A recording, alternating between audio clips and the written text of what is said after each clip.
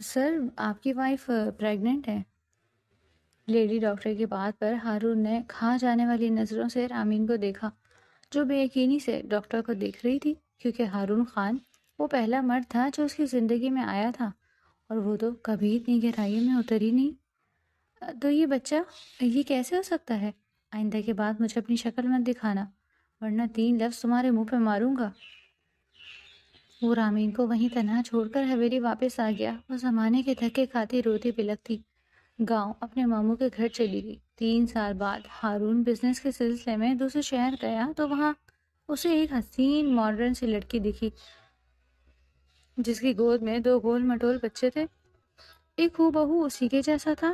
قریب سے دیکھنے میں پتہ چلا تو وہ رامین تھی۔ تو مطلب وہ اس کا بچہ؟ مبارک ہو سر، آپ کی وائف پریگننٹ ہے۔ لیڈی ڈاکٹر کے ان چند لفظوں نے کمرے میں موجود ہوا کو جیسے منجمد کر دیا۔ خوشخبری کے یہ الفاظ ہارون خان کے کانوں میں کسی تپتے ہوئے شیشے کی طرح گرے تھے۔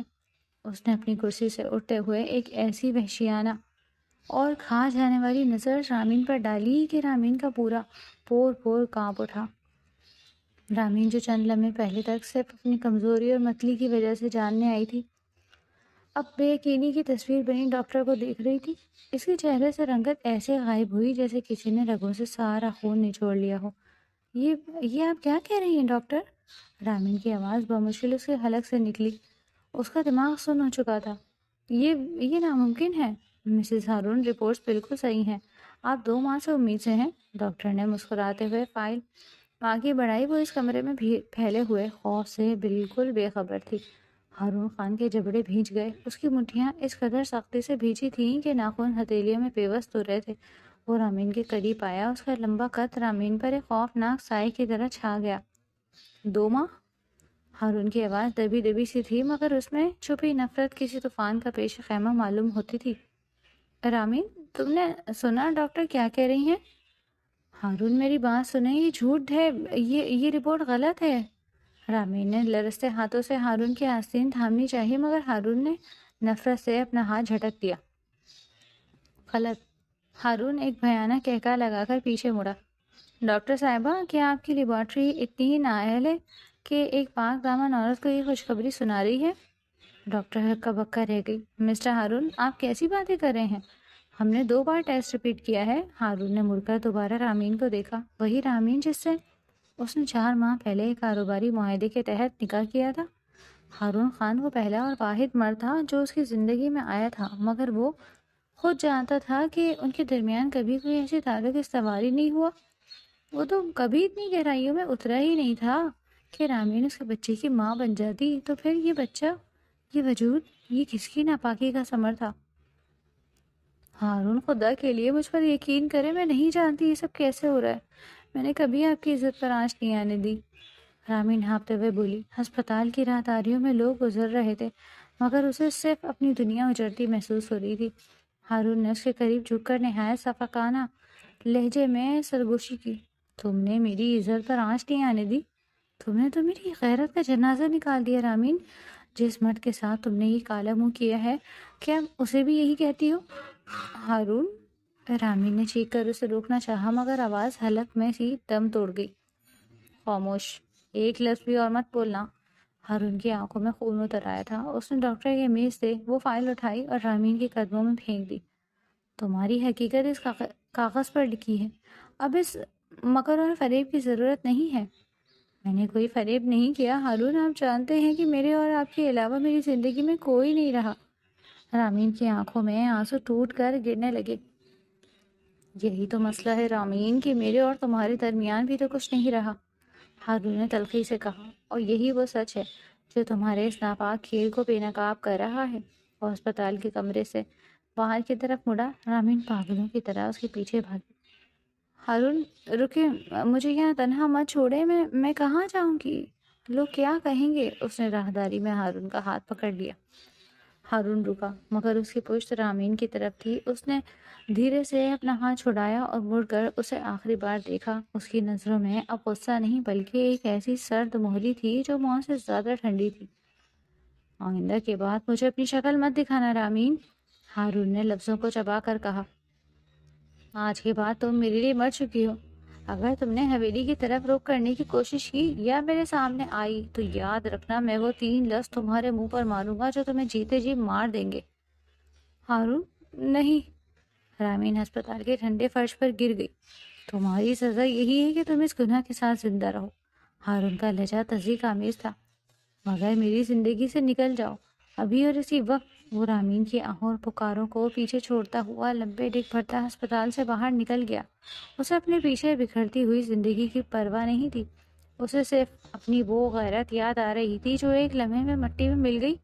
وہ حویلی واپس آ گیا۔ گاڑی کی رفتار اتنی تیز تھی کہ ٹائروں سے چنگاریاں نکل رہی تھیں۔ حویلی کے بڑے پھاٹک پر پہنچتے ہی اس نے زوردار ہارن بجایا۔ ملازمین بھاگتے ہوئے آئے۔ ہارون گاڑی سے اترا اور سیدھا اپنے کمرے کی طرف بڑھا۔ راستے میں اس کی دادی ماں ملی جو تسبیح پڑھ رہی تھی۔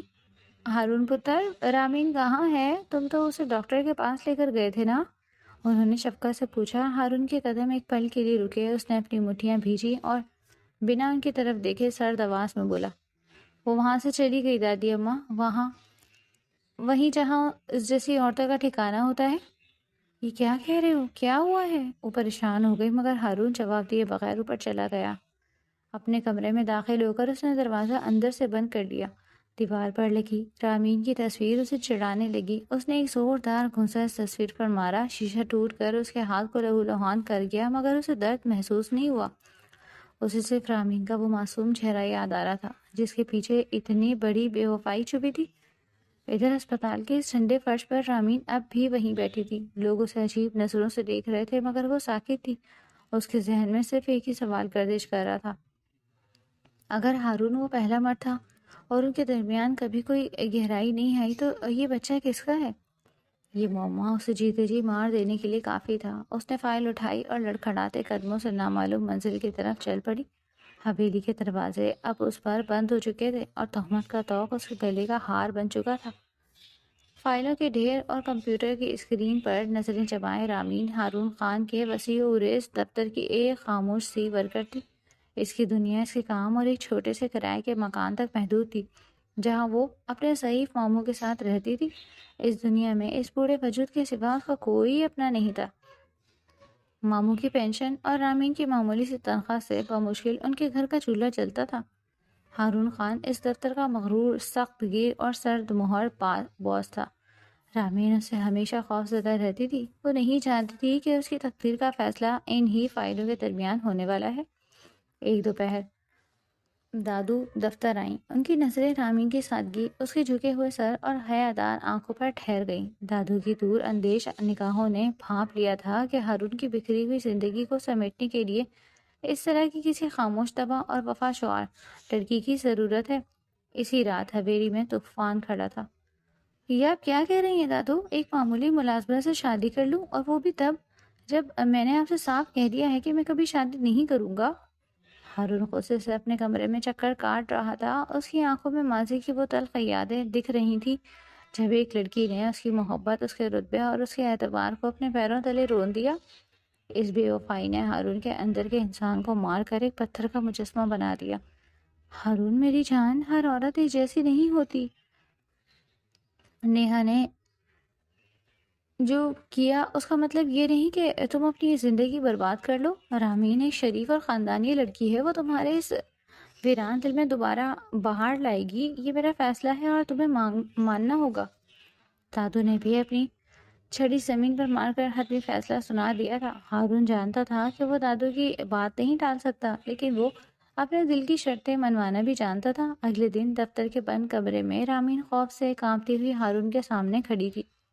سر، آپ نے مجھے بلایا؟ اس کی آواز لرز رہی تھی۔ ہارون اپنے آفس چیئر سے اٹھا اور چلتا ہوا اس کے بالکل سامنے آ کر کھڑا ہو گیا۔ اس کی نظروں میں ایک تحقیر آمیز سرد مہری تھی۔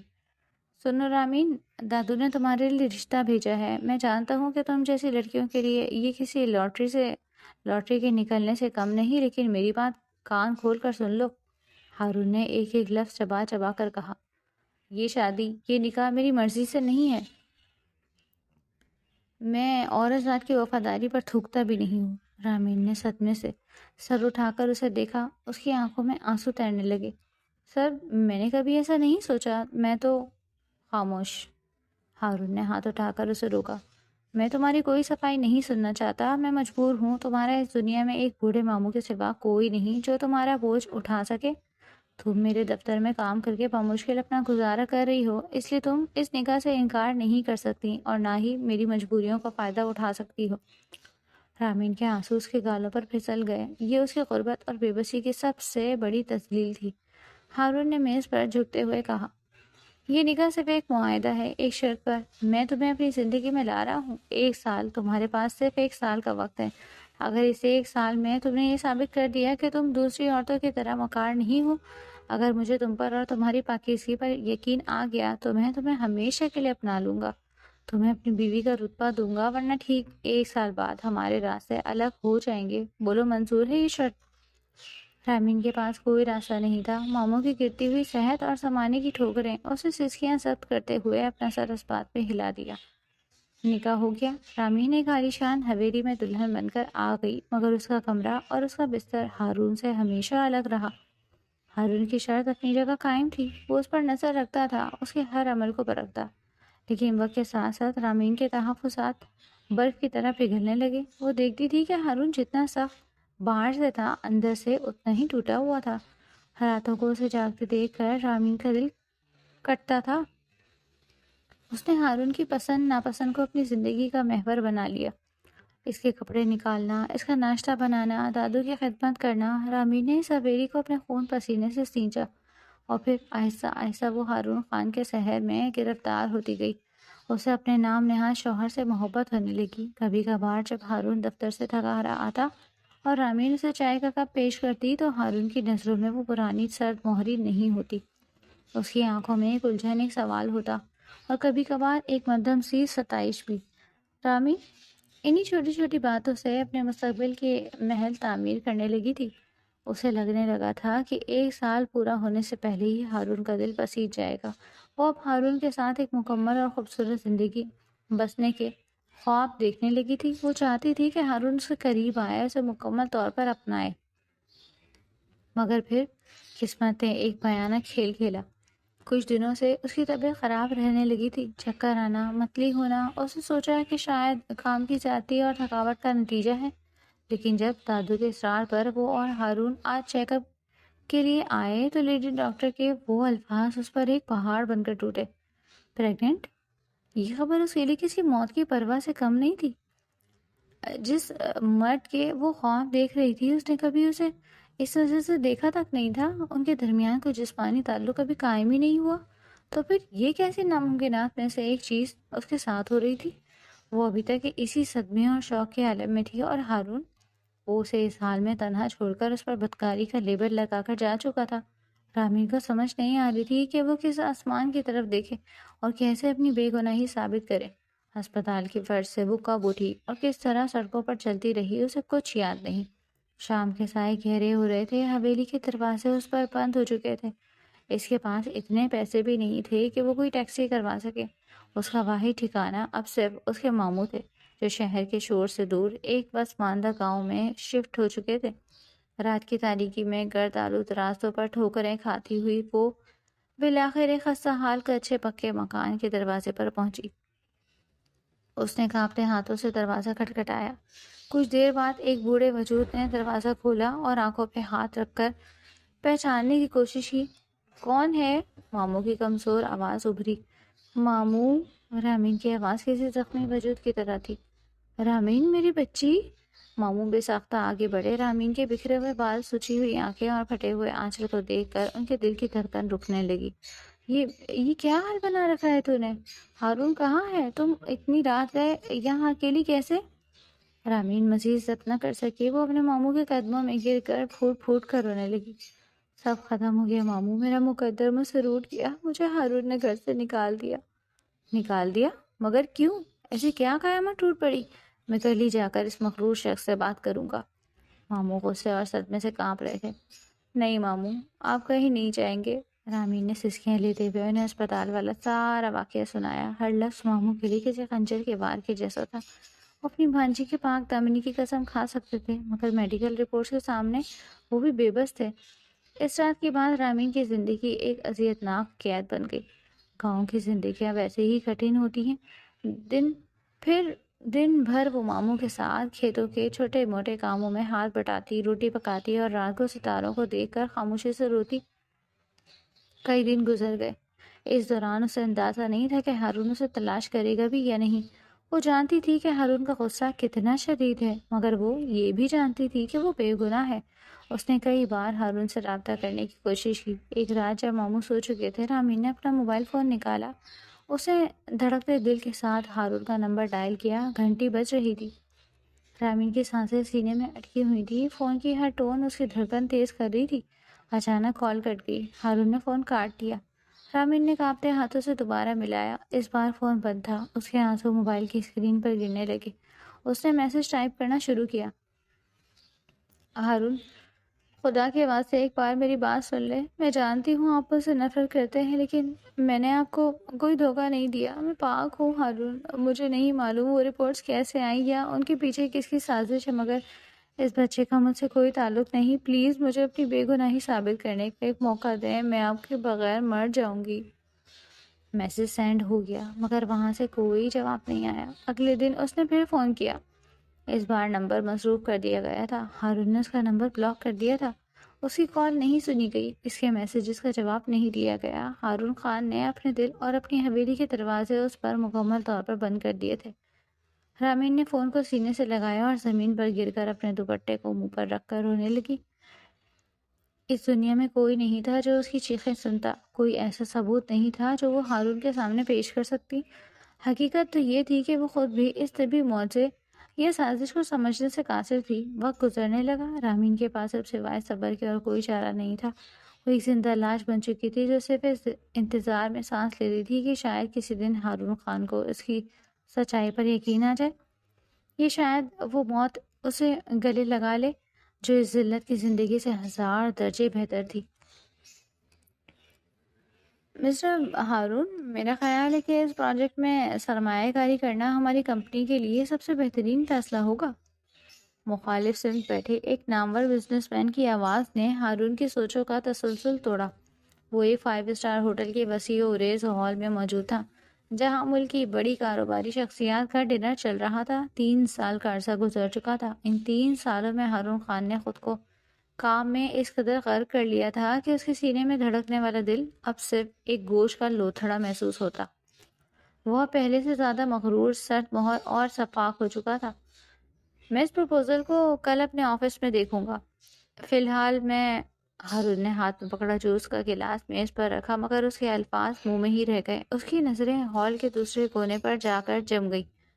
وہاں شیشے کے بڑے دروازے سے ایک لڑکی داخل ہوئی تھی۔ وہ کوئی عام سی لڑکی نہیں لگ رہی تھی۔ اس نے ایک انتہائی نفیس اور جدید طرز کا سیاہ رنگ کا لباس پہن رکھا تھا جو اس کی شخصیت کو ایک شاہانہ وقار دے رہا تھا۔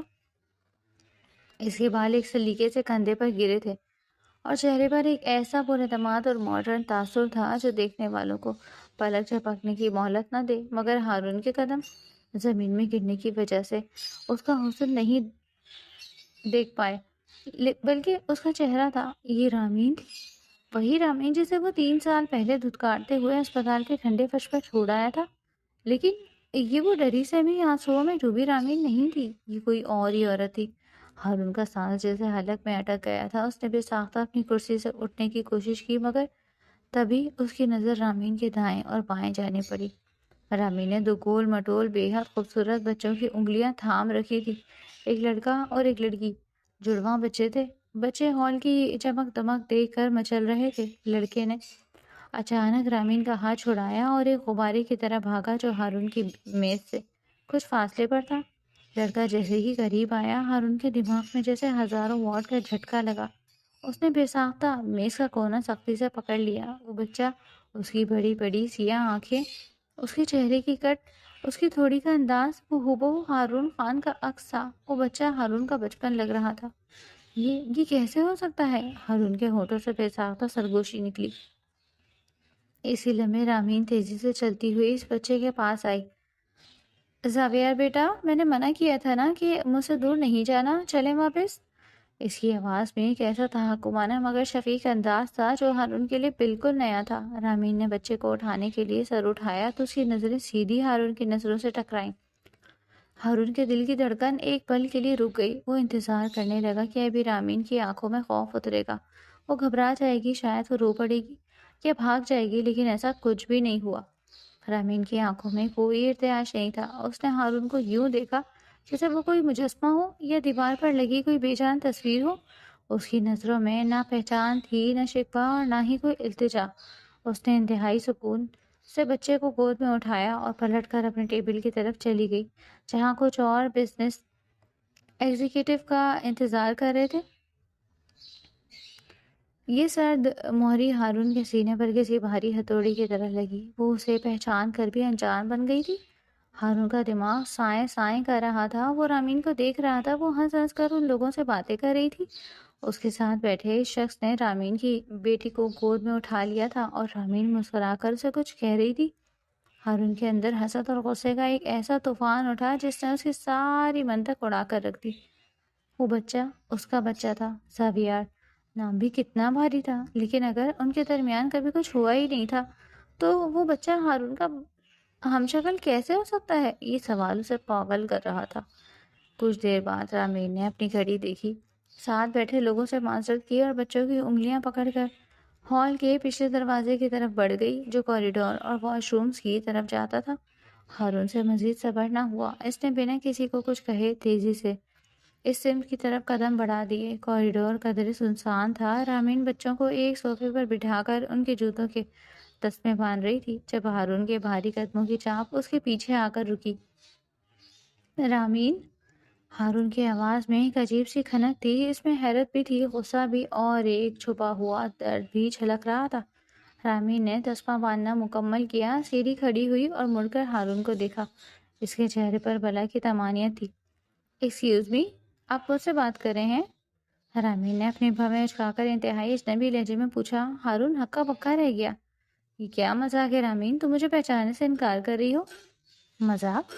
رامین کے ہونٹوں پر ایک طنزیہ مسکراہٹ ابھری۔ مسٹر، جو بھی آپ کا نام ہے، میرا خیال ہے آپ کو کوئی غلط فہمی ہوئی ہے۔ میرا نام رامین نہیں اور مجھے ان لوگوں سے بات کرنے کا کوئی شوق نہیں جو تہذیب کے دائرے سے باہر ہو۔ وہ پلٹنے لگی تو ہارون نے آگے بڑھ کر اس کا راستہ روک لیا۔ اس کی آنکھیں سرخ ہو رہی تھیں۔ تمہارا نام رامین نہیں ہے؟ تو پھر تم کون ہو؟ اور یہ بچے؟ ہارون کی نظر زاویار پر پڑی جو معصومیت سے اسے دیکھ رہا تھا۔ یہ بچے کس کے ہیں؟ تم یہاں تک کیسے پہنچی؟ تم تو ایک معمولی… اپنی زبان کو لگام دے مسٹر ہارون خان۔ رامین کی آواز اچانک زور سے گونجی۔ اس نے پہلی بار اس کا نام لیا تھا۔ ہارون ایک قدم پیچھے ہٹا۔ رامین نے 2 قدم آگے بڑھ کر ہارون کی آنکھوں میں آنکھیں ڈالی۔ اس کی نظروں میں اب وہ سرد مہری تھی جو کبھی ہارون کی پہچان ہوا کرتی تھی۔ ہاں، میں رامین ہوں، وہی معمولی لڑکی، لیکن تم یہاں میرا راستہ روک کر مجھ پر کس حق سے چلا رہے ہو؟ رامین کا لہجہ برف کی طرح ٹھنڈا تھا۔ حق؟ تم میری بیوی ہو، ہارون نے دانت پیستے ہوئے کہا۔ اور یہ بچے؟ یہ لڑکا بالکل میری طرح دکھتا ہے، تم نے مجھ سے کیا چھپایا تھا؟ رامین نے ایک تلخ کہکا لگایا۔ وہ کہکا ہارون کے منہ پر ایک تماچے کی طرح تھا۔ بیوی؟ کیا تم نے مجھے کبھی بیوی کا رتبہ دیا تھا ہارون؟ رامین نے طنزیہ کہا۔ اور جہاں تک ان بچوں کا سوال ہے، تم نے خود ہی تو کہا تھا کہ ہمارا کبھی کوئی رشتہ نہیں رہا۔ تم نے مجھے اسپتال کے فرش پر چھوڑتے ہوئے کہا تھا نا کہ آج کے بعد اپنی شکل مت دکھانا ورنہ 3 لفظ میرے منہ پر مارو گے۔ تو آج کیوں میرا راستہ روکے کھڑے ہو؟ ہارون لاجواب ہو گیا۔ اس کے اپنے الفاظ آج اس کے گلے کا پھندا بن گئے تھے۔ رامین، میں اس وقت… ہارون پہلی بار الفاظ کے لیے بمشکل جدوجہد کر رہا تھا۔ لیکن یہ بچہ، یہ میرا خون لگتا ہے، اس کا چہرہ، اس کی آنکھیں، یہ کیسے ممکن ہے؟ یہ میرا خون ہے ہارون خان، رامین نے سختی سے کہا۔ ان پر صرف اور صرف میرا حق ہے۔ تم نے 3 سال پہلے مجھ پر جو تہمت لگائی تھی، وہ دن اور آج کا دن، تم نے میرے بارے میں جاننے کی کوشش کی، تم نے مڑ کر دیکھا کہ میں زندہ بھی ہوں یا مر گئی۔ جس عورت کو تم نے بے آبرو کر کے نکالا، آج وہ اس مقام پر کھڑی ہے کہ تم جیسے بڑے بزنس مین اس کے ساتھ ڈیل کرنے کے لیے ترستے ہیں۔ ہارون کا دماغ الجھنوں کے جال میں پھنس چکا تھا۔ تم جھوٹ بول رہی ہو، کچھ تو ہے جو تم مجھ سے چھپا رہی ہو۔ یہ بچے، یہ زاویار، تم کیسے کہہ سکتی ہو کہ میرا اس سے کوئی تعلق نہیں؟ میں جاننا چاہتا ہوں کہ تم یہاں تک کیسے پہنچی؟ تمہارے پاس اتنی دولت، یہ سب کہاں سے آیا؟ وہ شخص کون تھا جس کے ساتھ تم بیٹھی تھی؟ ہارون کی آواز میں اب ایک پاگل پن اور بے بسی چھلک رہی تھی۔ رامین نے بڑی رعونت سے اپنے بالوں کی لٹ کو کان کے پیچھے کیا۔ تمہیں کوئی حق نہیں پہنچتا میری زندگی کے بارے میں جاننے کا۔ تم نے مجھے جس حال میں چھوڑا تھا، میں نے اس دن ہارون خان کو اپنے اندر دفن کر دیا۔ رہی بات اس بچے کی، رامین نے زاویار کی طرف دیکھا اور پھر ہارون کو، یہ محض ایک اتفاق ہو سکتا ہے کہ اس کی شکل تم سے ملتی ہو، لیکن اس کی رگوں میں دوڑنے والے خون کا تم سے کوئی تعلق نہیں۔ تم تو اتنی گہرائیوں میں اترے ہی نہیں تھے نا۔ یاد ہے تمہیں اپنا غرور؟ ہارون کو یوں لگا جیسے کسی نے اس کے سینے میں خنجر اتار کر گھما دیا ہو۔ رامین کا ہر لفظ اس کے دل کو چھلنی کر رہا تھا۔ بچوں چلو یہاں سے، اس انکل کو شاید راستہ بھولنے کی بیماری ہے۔ رامین نے بچوں کی انگلیاں پکڑی اور ہارون کو کوریڈور میں ساکت چھوڑ کر آگے بڑھ گئی۔ ہارون نے ہاتھ بڑھا کر اسے روکنا چاہا۔ رامین رک جاؤ، تم یوں نہیں جا سکتی رامین۔ مگر وہ نہیں رکی۔ اس کی اونچی ہیلز کی ٹک ٹک کوریڈور کی خاموشی میں گونجتی رہی اور ہارون بس اسے جاتے ہوئے دیکھتا رہ گیا۔ ڈنر کب ختم ہوا، وہ لوگ کب وہاں سے گئے، ہارون کو کچھ ہوش نہیں تھا۔ وہ ایک روبوٹ کی طرح چلتا ہوا ہوٹل میں موجود اپنے سوئٹ تک پہنچا اور بیڈ پر گر گیا۔ اس کی ٹائی ڈھیلی ہو چکی تھی، کوٹ فرش پر پڑا تھا، اس کا دماغ بری طرح سن ہو رہا تھا۔ کمرے کی چھت کو گھورتے ہوئے اس کی آنکھوں کے سامنے بار بار زاویئر کا معصوم چہرہ آ رہا تھا۔ وہ بڑی بڑی آنکھیں، وہ ضدی سا انداز، وہ بچہ کسی بھی زاویے سے غیر نہیں لگ رہا تھا۔ ہارون کا باپ دادا کا خون اس بچے کی شکل میں سامنے کھڑا تھا۔ اگر میں اس کے قریب نہیں گیا تو یہ میرا ہمشکل کیسے ہو سکتا ہے؟ ہارون نے اپنے بال سختی سے نوچے، پھر رامین کا وہ جدید اور پورا اعتماد روپ اس کی آنکھوں کے سامنے لہرایا۔ وہ لڑکی جو اس کے سامنے اونچی آواز میں بولنے سے کانپتی تھی، آج اسے سرعام ذلیل کر کے گئی۔ وہ اتنی ماڈرن کیسے ہو گئی؟ وہ کس کے ساتھ تھی؟ کیا اس نے کسی اور سے شادی کر لی؟ اور اگر شادی کر لی ہے تو بچہ ہارون کے کاربن کاپی کیسے ہے؟ ہارون کو اپنا سینہ پھٹتا ہوا محسوس ہو رہا تھا۔ اس کے اندر چھپا ہوا وہ مرد جسے کبھی اپنی غیرت پر بہت مان تھا، آج ایک عورت کے سامنے بری طرح مات کھا چکا تھا۔ اس کا غرور خاک میں مل گیا تھا۔ اس کا چین، اس کا سکون، اس کی نیند، سب کچھ اس کوریڈور میں رامین کی ہیلز کی ٹک ٹک کے ساتھ دفن ہو گیا تھا۔ وہ تڑپ کر بیڈ سے اٹھا اور کھڑکی کے پاس جا کر شیشے سے باہر شہر کی روشنیاں دیکھنے لگا۔ میں تمہیں ڈھونڈ لوں گا رامین، ہارون نے شیشے پر مکے مارتے ہوئے سرگوشی کی۔ مجھے ان سوالوں کے جواب چاہیے، تم مجھ سے یوں نہیں بھاگ سکتی۔ تمہیں بتانا ہوگا کہ یہ بچے کس کے ہیں اور تم پر اتنی مہربانی کس نے کی ہے۔ اس رات ہارون خان کی زندگی کی سب سے طویل اور اذیت ناک رات کا آغاز ہو چکا تھا۔ وہ آگ جو اس نے 3 سال پہلے رامین کے دل میں لگائی تھی، آج اس کے اپنے دامن کو جلا کر بھسم کر رہی تھی۔ شہر کی سب سے اونچی اور شاندار عمارت کی 15ویں منزل پر واقع رامین کا دفتر اس کی 3 سالہ کڑی محنت، تپسیا اور کامیابی کا منہ بولتا ثبوت تھا۔ شیشے کی بڑی بڑی دیواروں سے پورا شہر دکھائی دیتا تھا۔ رامین اپنی سیاہ لیدر کی ریوالونگ چیئر پر بیٹھی لیپ ٹاپ کی اسکرین پر کچھ فائلوں کا بغور جائزہ لے رہی تھی کہ اچانک اس کے کیبن کے شیشے کا بھاری دروازہ کھلا۔ رامین کی انگلیوں کی کی بورڈ پر ہی رک گئی۔ اس نے چونک کر سر اٹھایا۔ دروازے پر ہارون خان کھڑا تھا۔ ہارون کی حالت کل رات کے مقابلے میں مزید ابتر تھی۔ اس کی آنکھیں سرخ اور سوجی ہوئی تھیں، جیسے وہ رات بھر سویا نہ ہو۔ رامین کے اندر ایک لمحے کے لیے خوف اور حیرت کی لہر دوڑ گئی، مگر اس نے فوراً ہی اپنے اعصاب پر قابو پا لیا۔ اس نے ایک گہرا سانس لیا اور خود کو ذہنی اور دلی طور پر تیار کر لیا۔ وہ جانتی تھی کہ کل رات ہوٹل کی کوریڈور میں جو کچھ ہوا، اس کے بعد ہارون کو یہاں آنا طے تھا۔ وہ ہارون خان کی ضد اور پاگل پن سے بخوبی واقف تھی۔ اسے اندازہ ہو گیا تھا کہ اب ہارون کو ٹالنا ناممکن ہے۔ تم یہاں کیا کر رہے ہو ہارون؟ اور اندر آنے کی اجازت کس نے دی تمہیں؟ رامین کی آواز میں وہی کل والی سرد موری اور کاٹ تھی۔ اس نے انٹرکام کا ریسیور اٹھانا چاہا تاکہ سیکورٹی کو بلا سکے، مگر ہارون تیزی سے آگے بڑھا اور اس کا ہاتھ سختی سے پکڑ لیا۔ فون نیچے رکھو رامین۔ ہارون کی آواز بھاری اور لرزتی تھی۔ اس نے ریسیور واپس کریڈل پر پٹک دیا اور دونوں ہاتھ رامین کی میز پر رکھ کر اس کی طرف جھک گیا۔ میں یہاں سے تب تک نہیں جاؤں گا جب تک مجھے میرے سوالوں کے جواب نہیں مل جاتے. تم چاہو تو پوری دنیا کی پولیس بلا لو، مگر آج میں سچ جانے بغیر اس کمرے سے قدم باہر نہیں نکالوں گا. رامین چند لمحے ہارون کی ان سرخ و وحشت زدہ آنکھوں میں دیکھا. ان آنکھوں میں کوئی رعونت نہیں تھی بلکہ ایک بھکاری جیسے التجا تھی. رامین نے ایک سرد آہ بھری اور کرسی کی پشت سے ٹیک لگا لی. کیا جاننا چاہتے ہو تم؟ رامین نے دونوں ہاتھ سینے پر باندھتے ہوئے نہایت پرسکون لہجے میں پوچھا، حالانکہ اس کے اندر یادوں کا ایک طوفان برپا ہو چکا تھا. سچ. ہارون کی آواز ایک چیخ میں بدل گئی. مجھے سچ سچ بتا دو رامین کہ وہ بچے کس کے ہیں؟ وہ لڑکا زاویہ، اس کی شکل مجھے کیوں ملتی ہے؟ ایسا کون سا راز ہے جو تم مجھ سے چھپا رہی ہو؟ مجھے بتاؤ رامین، خدا را مجھے بتاؤ ورنہ میرا دماغ پھٹ جائے گا. ہارون کا لہجہ ٹوٹا ہوا تھا. اس کے لہجے کی اس بے بسی اور شکستگی کو دیکھ کر رامین سمجھ گئی کہ اب سچ چھپانا واقعی ممکن نہیں. اس نے آنکھیں بند کی اور ماضی کے ان بند کواڑوں کو کھول دیا جن کے پیچھے اس کی سب سے بڑی ذلت اور سب سے بڑی سچائی قید تھی. تم واقعی سچ جاننا چاہتے ہو ہارون؟ رامین نے آنکھیں کھولیں تو ان میں ماضی کی تلخیاں تیر رہی تھیں.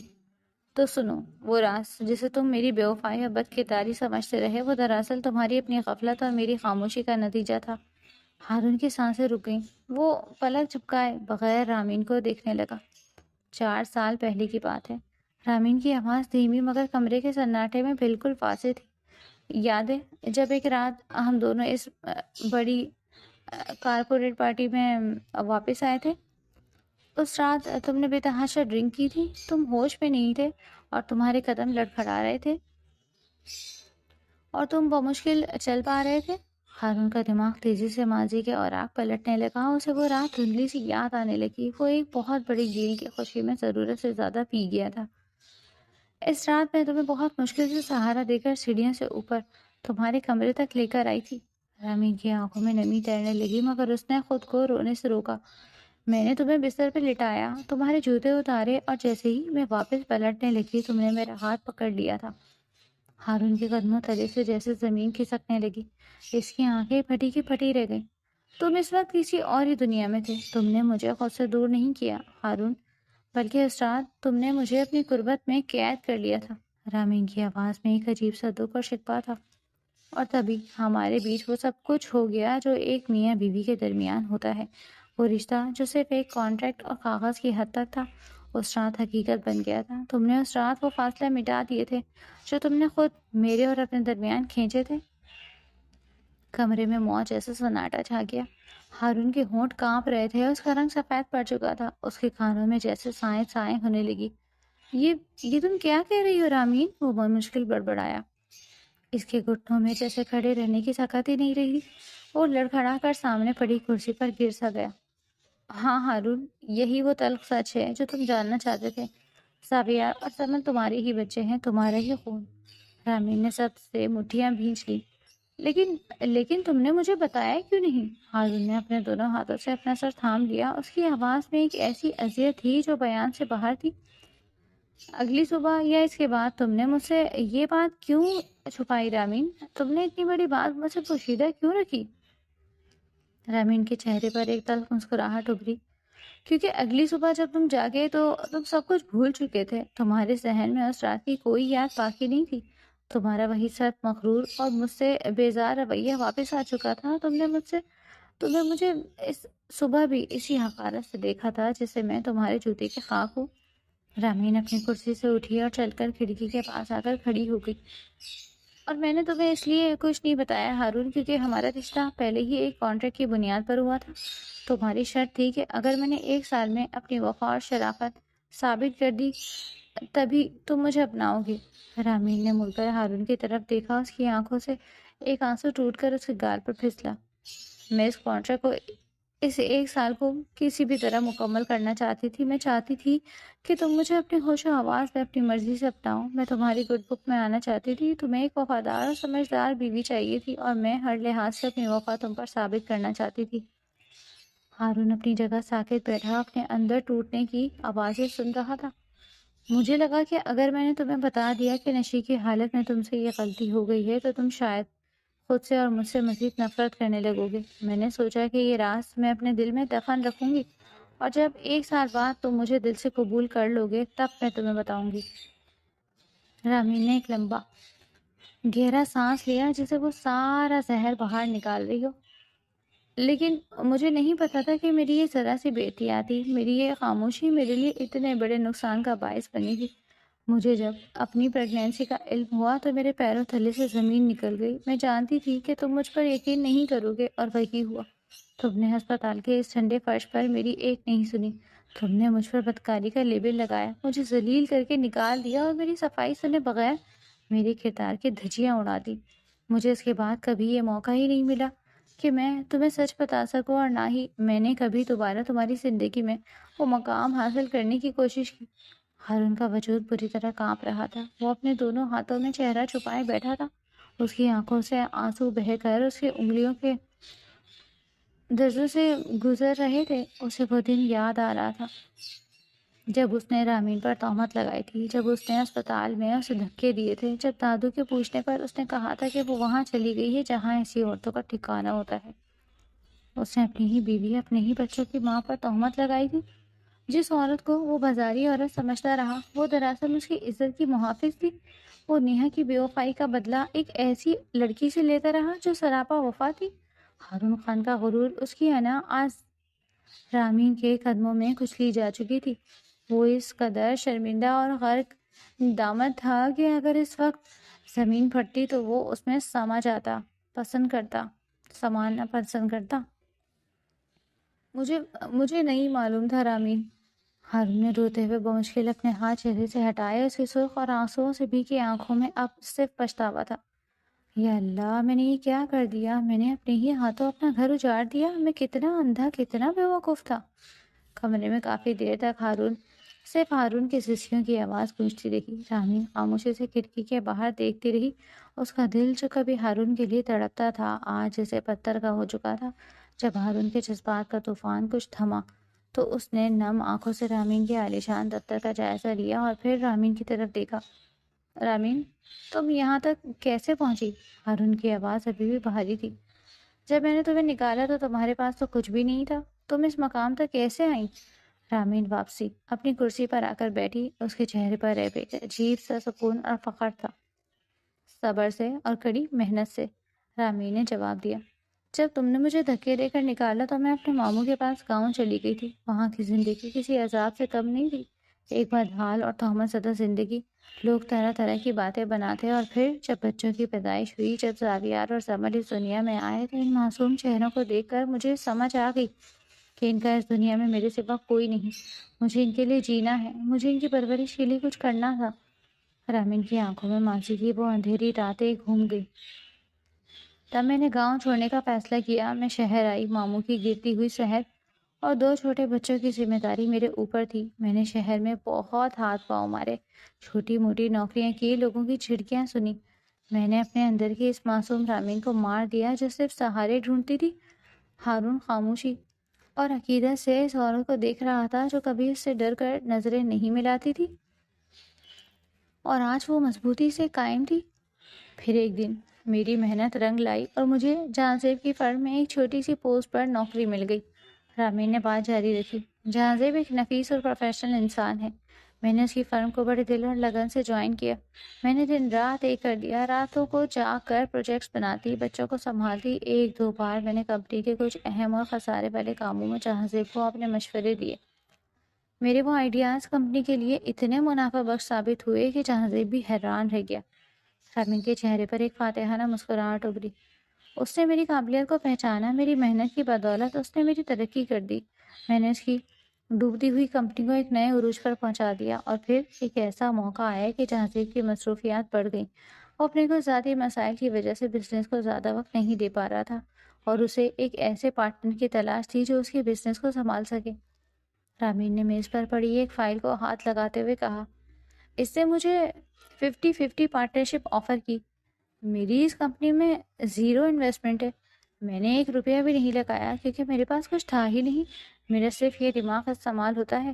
جہاں زیب کا سارا سرمایہ اس کمپنی میں لگا ہوا ہے، اور میں اپنی محنت سے، اپنے ویژن سے اس کی کمپنی کا گراف آسمان تک لے گئی۔ آج یہ فرم شہر کی ٹاپ فرمز میں شمار ہوتی ہے۔ رامین نے ایک لمبا سانس لیا اور ہارون کی طرف دیکھا۔ بس یہی میری کہانی ہے، یہی میرا وہ سفر ہے جو تم نے اسپتال کے فرش سے شروع کروایا تھا، اور آج میں اس کرسی پر بیٹھی ہوں۔ میں نے تمہیں کھو کر خود کو پا لیا ہارون خان۔ رامین نے اپنے 3 سالوں کی کڑی تپسیا، بھوک، نیندوں کی قربانی اور محنت کو چند لفظوں میں سمو کر ہارون کے سامنے رکھ دیا تھا۔ ہارون بت بنا یہ سب سن رہا تھا۔ اس کے اندر کا مرد، اس کا غرور، اس کا وہ احساس برتری جو اسے ہمیشہ رامین سے اوپر رکھتا تھا، آج مکمل طور پر پاش پاش ہو چکا تھا۔ جس لڑکی کو وہ جاہل، معمولی اور بے وقت سمجھتا تھا، اسے ثابت کر دیا تھا کہ وہ ہارون خان کے بغیر بھی ایک سلطنت کھڑی کر سکتی ہے۔ ہارون اپنی کرسی سے اٹھا، اس کی ٹانگیں کپکپا رہی تھی۔ وہ چل کر رامین کی میز کے قریب آیا اور اس کے سامنے سر جھکا دیا۔ میرے پاس تم سے معافی مانگنے کے لیے الفاظ نہیں ہیں رامین۔ ہارون کی آواز ڈب گئی۔ میں جانتا ہوں کہ میں نے جو گناہ کیا ہے اس کی معافی اس دنیا کی کسی عدالت میں نہیں ہے۔ میں نے تمہاری پاکیزگی پر، تمہاری وفا پر کیچڑ اچھالا۔ میں اس قابل نہیں کہ تم میری طرف دیکھو بھی۔ ہارون کے آنسو میز کی لکڑی پر گر رہے تھے۔ میں کتنا بد نصیب ہوں کہ جس عورت نے میرے لیے اپنا سب کچھ داؤ پر لگا دیا، میں نے اسے ہی گھر سے نکال دیا۔ مجھے معاف کر دو رامین، خدارا مجھے معاف کر دو۔ میں جانتا ہوں میری معافی کی کوئی وقت نہیں، لیکن میرے سینے میں جلنے والی یہ آگ مجھے پاگل کر دے گی۔ رامین خاموشی سے اس بکھرے ہوئے شخص کو دیکھتی رہی۔ اس کا دل دکھ ضرور رہا تھا، مگر وہ اب پگھلنے والی رامین نہیں تھی۔ ہارون نے سسکتے ہوئے سر اٹھایا اور ہاتھ جوڑ دیے۔ میں تم سے کچھ نہیں مانگتا رامین، جو تم سزا دو گی مجھے قبول ہے۔ تم مجھ پر ہنسو، مجھے دھکے دے کر یہاں سے نکال دو، میں کچھ نہیں کہوں گا، لیکن بس ایک بھیک دے دو مجھے۔ ہارون کی سرخ آنکھوں میں ایک باپ کی تڑپ اور بے بسی امڑ آئی۔ مجھے میرے بچے سے ملوا دو رامین، میں انہیں ایک بار، صرف ایک بار اپنے سینے سے لگانا چاہتا ہوں۔ میں زاویار اور سمل کو یہ بتانا چاہتا ہوں کہ ان کا باپ زندہ ہے۔ خدارا مجھے ان سے دور مت رکھنا، مجھے میرے بچوں سے ملنے کی اجازت دے دو۔ ہارون کے التجا سے کمرے کی دیواریں بھی جیسے لرز گئی تھی۔ رامین نے سختی سے اپنی آنکھیں بند کر لی۔ 3 سال کا وہ سارا غصہ، وہ تنہائی، وہ اذیت ایک طرف، اور آج اس کے سامنے روتا گڑگڑاتا اپنے بچوں کی بھیک مانگتا ہارون خان ایک طرف۔ وہ کیا فیصلہ کرتی؟ کیا وہ اس شخص کو معاف کر سکتی تھی جس نے اسے جیتے جی مار دیا تھا؟ کیا وہ زاویار اور سمل کو اس شخص کے حوالے کر سکتی تھی جس نے ان کے وجود سے ہی انکار کر دیا تھا؟ رامین نے اپنے سامنے گھٹنوں کے بل بیٹھے گڑگڑاتے ہارون خان کو دیکھا۔ وہ شخص جس کی انا پہاڑوں سے بھی اونچی تھی، آج اپنے ہی آنسوؤں کے سمندر میں ڈوب رہا تھا۔ رامین کا دل ان آنسوؤں کی تپش سے پگھلنے لگا۔ ایک عورت، خاص طور پر ایک ماں، کبھی اتنی سنگ دل نہیں ہو سکتی کہ اپنے بچوں کو ان کے باپ کے سائے سے ہمیشہ کے لیے محروم کر دے، خصوصاً تب جب باپ کی ندامت اور پچھتاوا بالکل سچا ہو۔ اٹھ جاؤ ہارون، رامین کی آواز میں نرمی تھی۔ ہارون نے سرخ اور سوجی ہوئی آنکھوں سے سر اٹھایا۔ اس کی نظروں میں ایک مجرم جیسی التجا تھی۔ میں نے تم سے بہت نفرت کی ہے ہارون، رامین نے اپنی کرسی سے اٹھ کر اس کے قریب آتے ہوئے کہا۔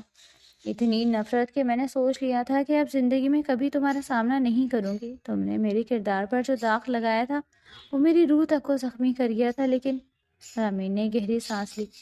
سچ تو یہ ہے کہ میں جب بھی زاویار اور زمل کو دیکھتی ہوں مجھے تم یاد آتے ہو۔ میں چاہ کر بھی ان کے چہرے سے تمہارا عکس نہیں مٹا سکی، اور تمہاری آج کی یہ حالت دیکھ کر مجھے یقین ہو گیا ہے کہ تم واقعی بدل چکے ہو۔ مجھے ایک موقع دے دو رامین، صرف ایک موقع۔ ہارون نے کانپتے ہاتھوں سے رامین کا ہاتھ تھام لیا۔ اس بار رامین نے اپنا ہاتھ نہیں چھڑایا۔ میں جانتا ہوں میں نے جو زخم دیے ہیں وہ بھرنے والے نہیں ہیں، مگر میں اپنی باقی کی پوری زندگی تمہارے اور بچوں کے قدموں میں گزار دوں گا، تمہارے ہر آنسو کا قرض اتار دوں گا۔ رامین نے اپنی آنکھوں سے گرنے والے آنسوؤں کو صاف کیا۔ میرے زخم شاید کبھی نہ بھریں ہارون، لیکن میرے بچے بے گناہ ہیں، انہیں ان کے باپ کے پیار کا حق ملنا چاہیے۔ میں تمہیں معاف کرتی ہوں، اپنے لیے نہیں، ان 2 معصوم جانوں کے لیے جنہیں تمہاری ضرورت ہے۔ ہارون نے تشکر سے رامین کے ہاتھ چوم لیے۔ اس کے دل پر رکھا 3 سالوں کا بوجھ جیسے ایک ہی لمحے میں اتر گیا تھا۔ اسی شام شہر کے ایک پرسکون علاقے میں واقع رامین کے خوبصورت گھر کے باہر ہارون کی گاڑی آ کر رکی۔ اس کے ہاتھ میں بچوں کے لیے ڈھیروں کھلونے اور چاکلیٹس تھیں۔ اس کا دل اتنی زور سے دھڑک رہا تھا جیسے پسلیاں توڑ کر باہر آ جائے گا۔ اس نے کانپتی انگلیوں سے ڈور بیل بجائی، چند لمحوں بعد دروازہ کھلا۔ سامنے رامین کھڑی تھی، اس کے چہرے پر ایک مدھم سی پرسکون مسکراہٹ تھی۔ اس نے راستہ چھوڑا اور ہارون اندر داخل ہوا۔ لاؤنج میں زاویار اور زمل اپنے بلاک سے کھیلنے میں مگن تھے۔ دروازے کی آہٹ پر زاویار نے سر اٹھایا، اس کی بڑی بڑی سیاہ آنکھیں حیرت سے پھیل گئیں۔ مما، یہ تو وہی انکل ہے نا جو کل ہمیں ہوٹل میں ملے تھے؟ یہ یہاں کیوں آئے ہیں؟ زاویار نے اپنی چھوٹی سی انگلی سے ہارون کی طرف اشارہ کیا۔ ہارون کے ہاتھ سے کھلونوں کے بیگز وہیں زمین پر گر گئے۔ اس کی آنکھوں سے آنسوؤں کی چھڑی لگ گئی اور وہ وہیں لاؤنج کی قالین پر گھٹنوں کے بل بیٹھ گئے۔ اس نے اپنے دونوں ہاتھ بچوں کی طرف پھیلا دیے۔ رامین چل کر بچوں کے پاس آئی اور ان کے کندھوں پر ہاتھ رکھ کر پیار اور شفقت سے بولی، نہیں میرے بچے، یہ انکل نہیں ہیں، یہ آپ کے بابا ہیں۔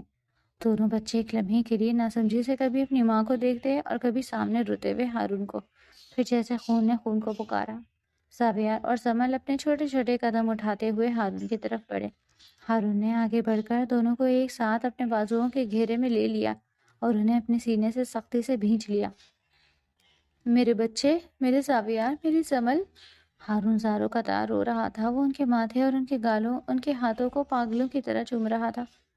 بابا کو معاف کر دو، مجھے معاف کر دو میرے بچوں، میں بہت برا ہوں جو اتنے دن آپ سے دور رہا۔ زمل نے اپنے ننھے ہاتھوں سے ہارون کے چہرے سے آنسو صاف کیے۔ بابا روتے نہیں ہیں، آپ اتنے دن کہاں تھے؟ ہم نے آپ کو بہت مس کیا۔ زمل کی معصوم باتوں نے ہارون کے دل کو مزید چھلنی کر دیا۔ اس نے زمل کا ماتھا چوما اور زاویار کے بالوں میں ہاتھ پھیرتے ہوئے بولا، بابا بہت دور چلے گئے تھے میری جان، لیکن اب بابا واپس آ گئے ہیں۔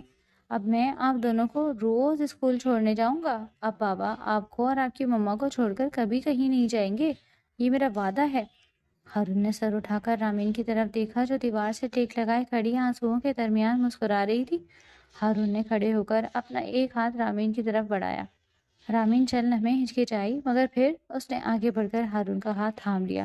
ہارون نے اسے بھی اپنے اور بچوں کے حصار میں لے لیا۔ 3 سال کی جدائی، درد اور غلط فہمیوں کا طوفان بالآخر تھم چکا تھا۔ آج اس گھر میں صرف ایک مکمل خوشگوار اور ہنستا بستا خاندان تھا، جس نے ماضی کی راکھ سے اٹھ کر محبت کی ایک نئی اور خوبصورت کہانی کا آغاز کر دیا تھا۔